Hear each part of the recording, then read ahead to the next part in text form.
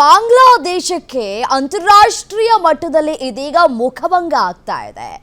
ಯಾವ ವಿಚಾರಕ್ಕೆ ಸಂಬಂಧಪಟ್ಟಂತೆ ಅಂತ ಹೇಳಿ ನೋಡ್ತಾ ಹೋಗೋದಾದ್ರೆ, ಬಾಂಗ್ಲಾದೇಶ ರಾಷ್ಟ್ರೀಯ ಹಣ್ಣುಗಳ ಉತ್ಸವದಲ್ಲಿ ಭಾರಿ ಎಡವಟ್ಟನ್ನ ಮಾಡಿಕೊಂಡಿದೆ.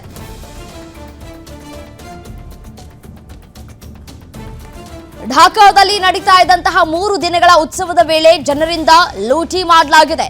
ಕೈಗೆ ಸಿಕ್ಕ ಹಣ್ಣುಗಳನ್ನ ಹೊತ್ತೊಯ್ದಂತಹ ಬಾಂಗ್ಲಾದೇಶದ ಪ್ರಜೆಗಳು ಹಾಡ ಹಗಲೇ ಜನರು ಹಣ್ಣುಗಳನ್ನ ಲೂಟಿ ಮಾಡಿದಂತಹ ದೃಶ್ಯ ಈಗ ವೈರಲ್ ಆಗ್ತಾ ಇದೆ.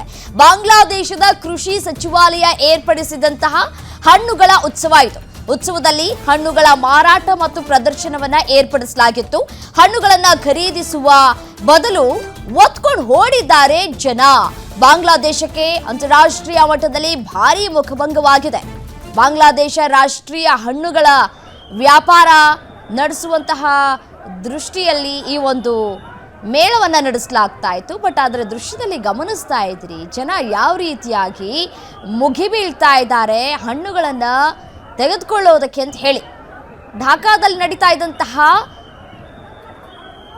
3 ದಿನಗಳ ಉತ್ಸವದ ವೇಳೆ ಜನರಿಂದ ಲೂಟಿ ಆಗ್ತಾ ಇದೆ. ಕೈಗೆ ಸಿಕ್ಕಂತಹ ಹಣ್ಣುಗಳನ್ನು ಎತ್ಕೊಂಡು ಹೋಗ್ತಾ ಇದ್ದಾರೆ ಬಾಂಗ್ಲಾದೇಶದ ಪ್ರಜೆಗಳು.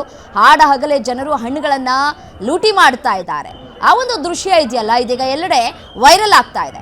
ಬಾಂಗ್ಲಾದೇಶದ ಕೃಷಿ ಸಚಿವಾಲಯ ಏರ್ಪಡಿಸಿದಂತಹ ಹಣ್ಣುಗಳ ಉತ್ಸವ ಇದು. ಉತ್ಸವದಲ್ಲಿ ಹಣ್ಣುಗಳ ಮಾರಾಟ ಪ್ರದರ್ಶನವನ್ನು ಮಾಡಲಾಗ್ತಾ ಇತ್ತು.